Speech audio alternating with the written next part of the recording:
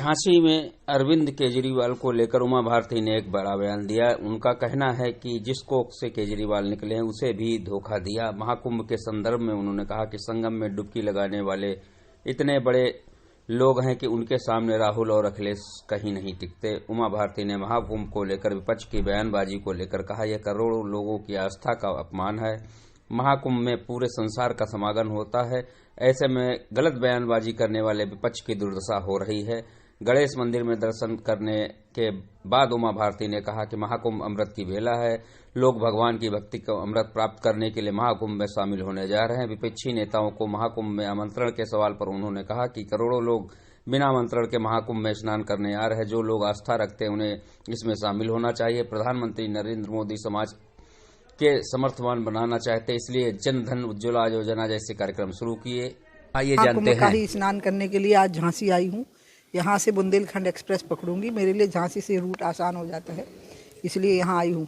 प्रश्न जो खड़े हो रहे हैं आप मुझे बताएंगे तो मैं उसका उत्तर दे पाऊंगी। देखिए, समाजवादी पार्टी हुए, चंद्रशेखर आजाद, रावण हो, वो कह रहे हैं जिन लोगों को पाप किए जिन लोगों ने वो महाकुंभ में जाए। महाकुंभ जो है ना, वो अमृत की बेला है। जिनको अमृत प्राप्त करना होता है, जीवन का आनंद और भगवान की भक्ति, इसके लिए होता है। पाप धोने के लिए तो मनुष्य अपने घर में बैठ करके भी प्रायश्चित कर ले तो पर्याप्त होता है। इसलिए जो लोग वहाँ जा रहे हैं वो भगवान की भक्ति का अमृत प्राप्त करने के लिए जा रहे हैं, जीवन की दिव्यता प्राप्त करने के लिए जा रहे हैं। ऐसे लोगों की बुद्धि पर क्या कहेंगी दीदी?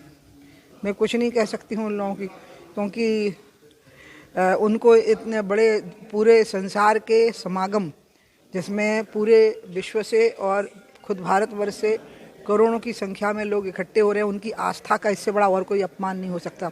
इसी कारण से इन लोगों की ये दुर्दशा हुई है जिसको लोग भुगत रहे हैं। अखिलेश यादव आए दिन ऐसे ही सवाल उठाते रहते हैं अयोध्या पर, राम मंदिर पर। मैं कुछ कहें, इन पे क्या कहा जा सकता है इन लोगों को, क्योंकि कार सेवकों पे जिन्होंने गोलियां चलाई हैं, उनकी हत्याएं की हों कार सेवकों की, जिस पार्टी ने, उनके लिए यही कहा जा सकता है कि ऐसे भी लोग होते हैं संसार में। ये नहीं होंगे तो शायद सृष्टि का संतुलन बिगड़ जाएगा। कुंभ में राहुल गांधी को आमंत्रण देंगे? नहीं, ये काम मेरा नहीं, ये तो आप योगी जी से पूछिए कि न आमंत्रण गए हैं, किस किस को गए हैं कि नहीं भी गए हैं, क्योंकि प्रधानमंत्री, राष्ट्रपति, इनको तो सामान्य प्रक्रिया में आमंत्रण दिया जाता है। बाकियों के लिए क्या होता है, और जो लोग वहाँ करोड़ों जा रहे हैं वो बिना किसी आमंत्रण के सिर्फ आस्था के कारण जा रहे हैं। आप एक संत भी है, और संत के नाते आप क्या कहेंगे कि लोगों को आना चाहिए इसमें महाकुंभ? किसमें? राहुल गांधी नहीं, जो आस्था रखते हैं उनको आना चाहिए, जो भी आस्था रखते हैं। और जो कड़कड़ाती ठंड में कई किलोमीटर तक लाइन में लग करके अंत में डुबकी मार के अपनी जान हथेली पर रख करके जो लोग लौटेंगे उतनी भीड़ में, वो इतने बड़े लोग हैं कि उनके सामने राहुल, अखिलेश कोई नहीं टिकते। दीदी, एक चीज़ और कि वक्फ बोर्ड ने बड़ा दावा किया कि जो जितना जो जमीन है जहाँ पर कुंभ पूरा बसता है वो जमीन वक्फ बोर्ड की है। तो उससे क्या होता है अगर मान लो उस पर कुंभ हो गया? फिर तो पूरी भारत भूमि हमारी है। फिर इस भारत भूमि पर यह आर्यावर्त है, सनातन धर्मियों का देश है। तो इसलिए ये तो कोई, अगर मान लो वहाँ पे कभी कुछ मुर्दे गाड़े भी गए होंगे तो तर गए होंगे कुंभ का, जब आप गंगा जी की जब बाढ़ आती होगी तो वो तो वक्फ बोर्ड पे ही कुंभ हो जाए, इससे अच्छी बात और क्या हो सकती है। इसलिए एक मौलाना जी का बयान भी आया शायद बरेली के, कि पुष्प वर्षा करके उनका स्वागत करिए। तो एक वो भी बयान आया है।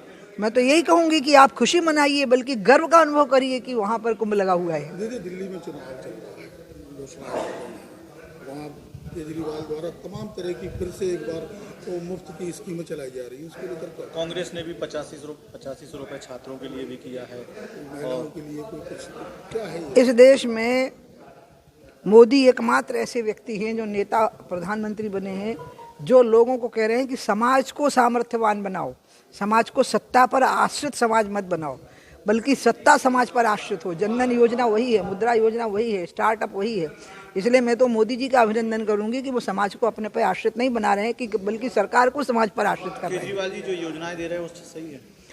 देखिए, केजरीवाल जी तो अन्ना हजारे के आंदोलन से निकले हैं, और जिस कोख से वो निकले उसी को उन्हें अपमानित कर दिया।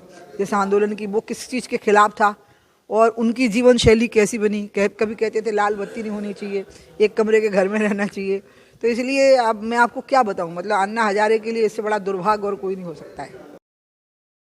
हमारे चैनल को लाइक एवं सब्सक्राइब अवश्य करें। छोटी बड़ी खबरों पाने के लिए जुड़े रहें।